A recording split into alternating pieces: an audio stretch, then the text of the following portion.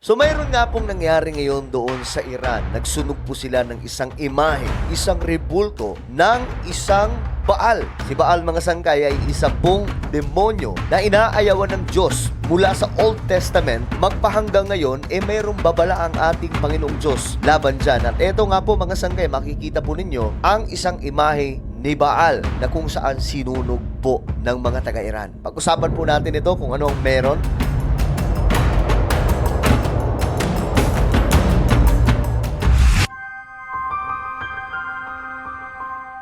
Hello, what's up mga sangkay? This is me. I'm back for another vlog today. Huwag niyo pong kailimutan na i-subscribe yung ating YouTube channel. I-click ang bell at i-click niyo po yung all. Sa mga nanonood po sa Facebook, i-follow niyo po yung ating Facebook page.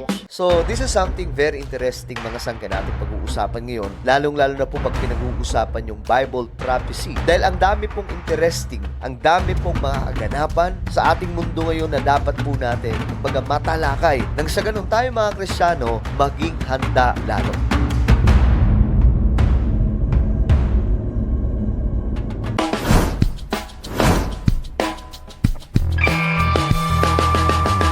So mga sangkay, kung papansin ninyo, ang dami na pong naglabasa ng mga video or mga files, pictures at marami pa pong iba na mga ebidensya nga po patungkol po dito sa mga elitista na kumukontrol sa ating mundo. Nandun yung mga mukha nila diba? Nakita po nating lahat na mga sikat, mga mayayaman, mga makakapangyarihan, mga politicians sa buong mundo ang naroon sa listahan. Pero kamusta po ang ganap ngayon sa ating mundo? Hindi po ba parang naglalahong parang bula lamang ang issue? Hanggang ngayon mga sangkay, nandyan pa rin sila Bill Gates, may mga meeting pa rin po sila, nakakatakbo pa rin po ang kanilang mga negosyo, meron pa rin po silang ginagawa ngayon sa ating mundo na tila baga parang wala lamang pong nangyari. Na akala mo wala pong nakita sa kanila doon sa Epstein Files. Ngayon, ano ang meron? Bakit nandyan pa rin sila at tila baga parang wala lamang nangyari? Ibig sabihin lamang po niyan mga sangkay, ganun po sila kamakapangyarihan. At tama po yung mga nakita po natin sa Epstein File na itong mga taong ito, mga sangkay, ay kumukontrol talaga sa ating mundo. Kita nyo ngayon ang nangyari. Para pong walang dumaang issue, para pong walang nalaman sa kanila ang buong mundo, parang wala lang sa kanila. At ngayon, dahan-dahan pong pinapahupa nila ang kung anumang nakita sa kanila mula sa Epstein File.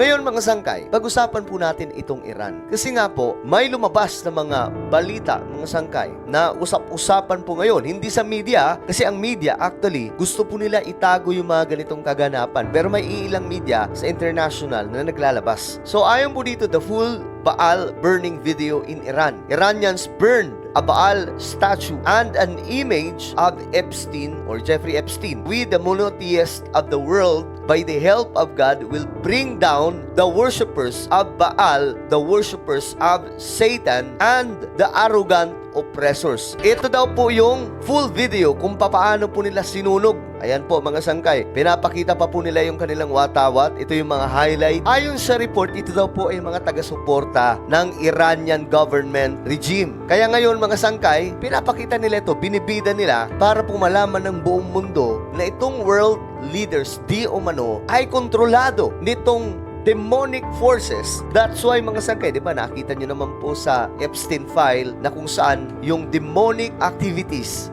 nandun po mismo. Bahagi po yung mga mayayaman, mga makakapangyarihang tao. So dito mga sangkay, makikita po natin, sinusunog nila at binabato po nila at tuwang-tuwa po yung mga tao. Alam nyo mga sangkay, ito ay kumbaga parang kakaibang ginagawa ngayon ng Iran. Kasi ang ganitong klaseng bagay ay hindi po gaano natin ginagawa. Lalong-lalo na po sa ating mga Kristiyano. We all know kung sino itong si Baal, no? Pero yung ganitong klaseng gawain na pagpapakita ng tapang laban kay Satan, Lucifer at pagkontra sa kanya mga ginagawa sa ating mundo ay hindi po natin gaanong nabibigyan ng pagkakataon para gawin ito. Pero itong Iranian, mga sangkay, ito po sinunog po nila nila, I don't know kung ano po ang kanilang purpose, pero may mga komentary na nagsasabi na gusto nilang makita ito ngayon nitong mga world leaders para nang sa ganun malaman nila na ayaw nila sa pinaggagawa nitong world leaders, especially sina Trump, mga sangkay, kasi nga po, di ba, sinasabi nga po na involved sila at marami pong mga makikita po tayong mga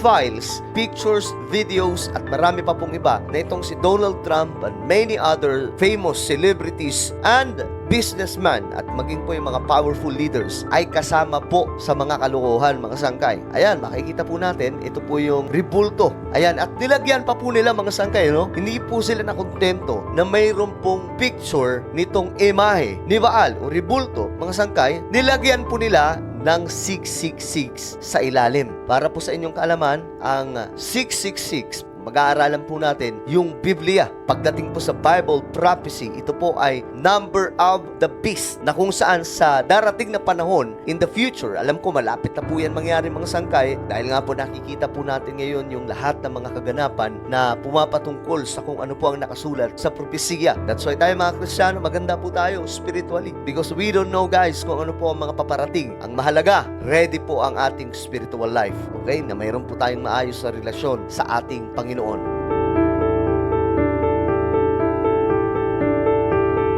666, nilagay po nila sa ilalim nitong imahe ni Baal na kanila nga pong susunugin. Anong ibig sabihin yan, mga sangkay? Itong number of the beast in the future na paparating na nga po sa ating panahon kapag lumabas na po itong si Antikristo. Ito po ay itatatak na nakasulat sa Biblia sa lahat ng tao bilang pagkilala na sila ay kabahagi ng ating mundo. Pero mga sangkay, ang katotohanan tungkol dyan, ito po ay bilang kabahagi ka ni Satanas. Kapag mayroon ka ng number of the beast, which is ito pong 666 or 666, ikaw na po ay miyembro ni Satan, Lucifer. At sa Bible prophecy, sinasabi po doon na kapag wala ka niyan, siguradong wala kang magiging pagmamayari sa lupa. Halimbawa, meron kang mga ari-arian, meron kang malalaking lupain, meron kang sariling bahay. So kung nandito ka sa mundo, tapos nagtataka ng 666, tapos wala ka nun, wala kang pagmamayari, wala kang pupwedeng ibenta, at hindi ka rin po pupwedeng makabili. So napakahirap ng sitwasyon na yan sa darating na panahon. Yan po ay mangyayari sa araw ng tribulation.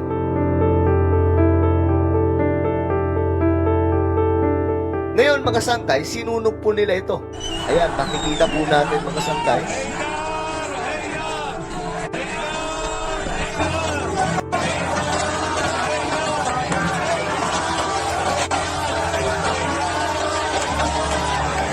So para lang alam nyo, mga sangkay, ang sinasamba nila o ang Diyos ng mga Muslim ay si Allah. Sila po ay naniniwala na iisa lamang po ang Diyos. Same sa paniniwala ng mga Israelita or mga Jewish, sila din po ay naniniwala na mayroon lamang pong isang Diyos. At totoo naman po yun, iisa lang po talaga ang ating Panginoong Diyos. Pero itong mga Muslim, si Allah ang kanilang kinikilalang Diyos bilang supreme ng lahat. Ayan, sinunog po nila, mga sangkay. Now, may mga lumalabas na picture, no, tungkol po dito na ang world leaders like Donald Trump, Netanyahu ay kontrolado, no? Mga leader ng buong mundo, kontrolado ni Baal. Para po silang hinahawakan ni Baal, mga sangkay. So, ito ay pagpapakita daw po ng tapang laban po sa world leaders na controlled by Satan. Ayon po ito sa mga Iranian, mga sangkay.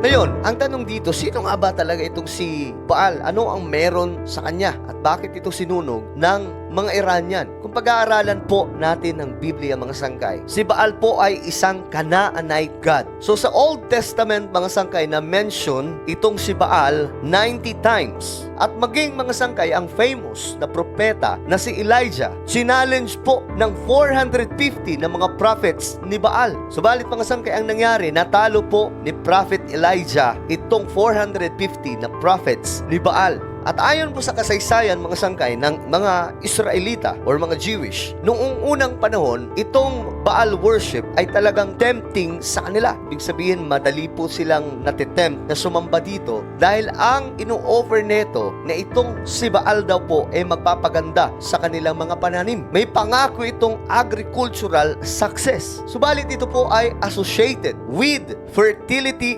rituals involving, mga sangkay, sexual activity immorality, prostitution, at mayroon pa pong human sacrifice. That is why sa Biblia mga sangkay, talaga nga naman binabalaan ng salita ng Diyos na iwasan ito mula noon itong Baal worship dahil ito ay napakadelikado at ito po ay labag sa kautusan ng ating Panginoon.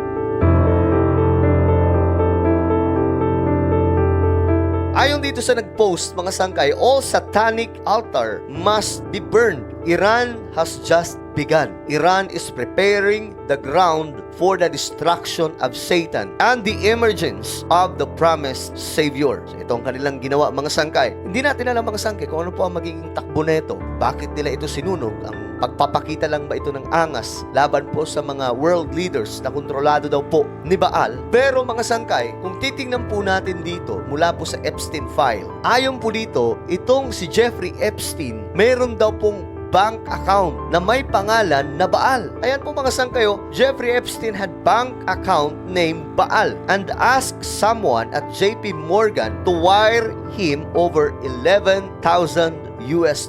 Baal is a demonic figure and an enemy to Jesus as written in the Holy Bible. So makikita po natin dito mga sangkay, ito po yung email, ito po yung file na kung saan sinasabi nga po mga sangkay na mayroon pong bank account na ang pangalan ay Baal, itong si Epstein. So mayroon po talagang malaking sikreto na nagaganap sa ating mundo. Kaya nga po may mga conspiracy theory na nagsasabi mga sangkay na what if ito mga bilyonaryo at mga makakapangyarihang tao na nag-i-exist sa ating mundo ngayon ay hindi pala talaga normal na tao na kagaya natin? What if sila ay pinadala ni Satan Lucifer para po sa isang malaking misyon laban po sa mga Kristiyano? Kasi mga sangkay, nalalapit na po talaga yung dead end ni Satan Lucifer. Malapit na po magtapos ang kanyang yugto. And we must be ready. Dapat po ready ang mga Kristiyano, mga sangkay, kasi at any moment, pwede pong maganap ang rapture. So, mga sangkay, malinaw na ang ating mundo ngayon ay pinamumugaran po talaga ng demonic forces. Itong world leaders, kung papansinin po natin, na nakita doon sa Epstein file, mga mayayaman po na mga negosyante, mga kilalang pagkatao mula po sa Hollywood, tila baga wala lang sa kanila ang nangyari na paglabas ng mga ebidensya na sila nga po ay involved sa mga demonic ritual at marami pa pong iba. Sa madaling sabi mga sangkay, ang mga taong ito ay makakapangyarihan talaga na ganun lamang po kadali na burahin sa isipan ng mga tao ang kanilang kagagawan sa ating mundo.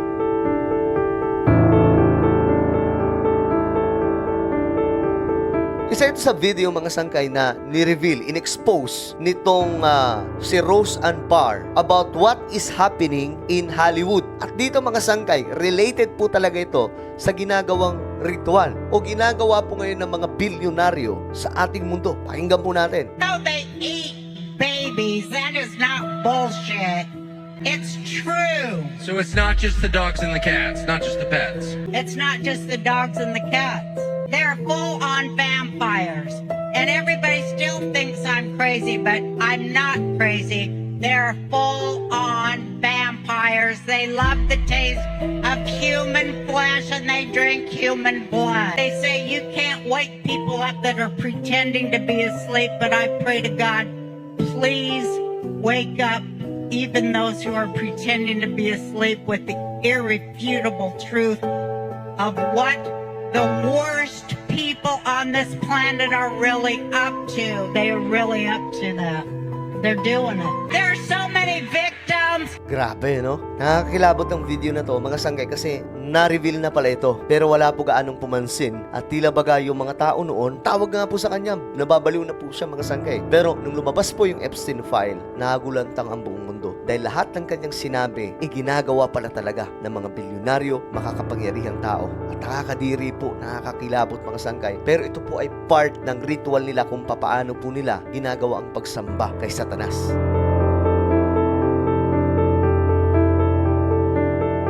So, mga sangkay, sisikapin pa po natin na magbigay po ng kaalaman patungkol po sa mga nagaganap ngayon sa ating mundo related po sa Bible prophecy dahil napakahalaga na malaman po ito ng lahat ng tao, especially we as a Christian, kailangan po talaga maging mapagbantay po tayo.